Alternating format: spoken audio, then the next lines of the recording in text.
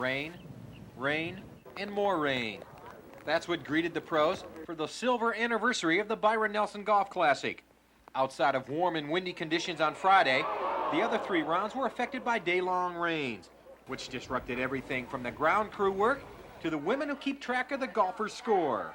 This is my 4th year as a scoring chairman, and every year we've had this same rain problem.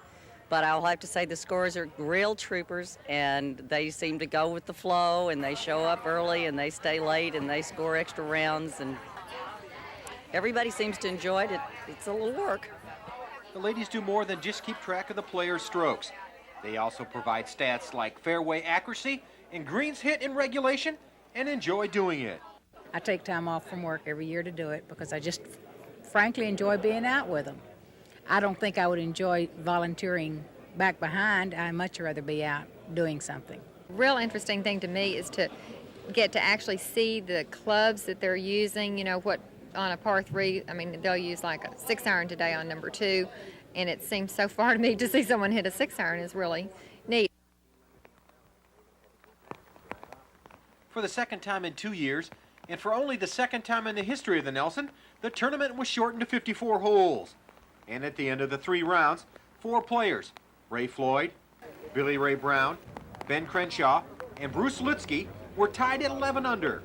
That set up the tournament's 13th sudden death playoff at the 17th hole, where Brown won the luck of the draw and teed off, dropping his tee shot to within 15 feet of the cup. The former Houston Cougar then rolled in the birdie try for his 2nd victory on the tour, this one coming in the same fashion as his first one in the Hartford Open in 1991. The 2 wins I have now are in playoffs, and they're exciting that way. Maybe they're a little too exciting, I think, sometimes. But I was just happy to be in the position that I was in, and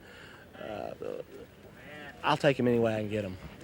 The course endured 2 days of almost solid rain on Saturday and Sunday, and having the course in playing shape for the playoff was an accomplishment for course superintendent Tom Diamond and his staff. That we were real fortunate to get 54 holes in.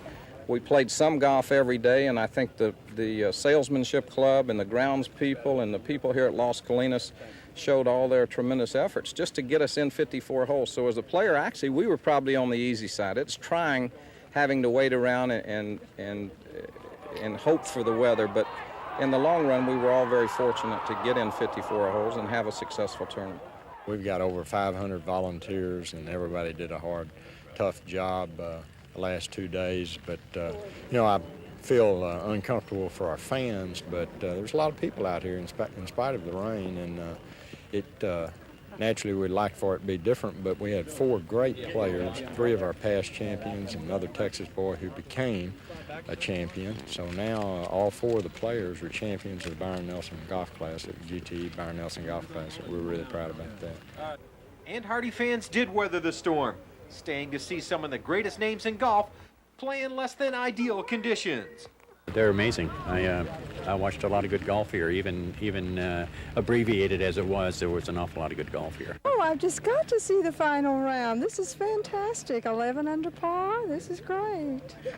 Former MacArthur and University of Texas standout Brandel Chambly played his 4th Byron Nelson Classic, but missed the cut by 2 strokes, finishing at 2 over par 142. The 1992 tour has been the most productive for the former Cardinal, as he has won over $57,000 so far and is number 108 on the tour's money list. Scott Snyder reporting for Sports Scene.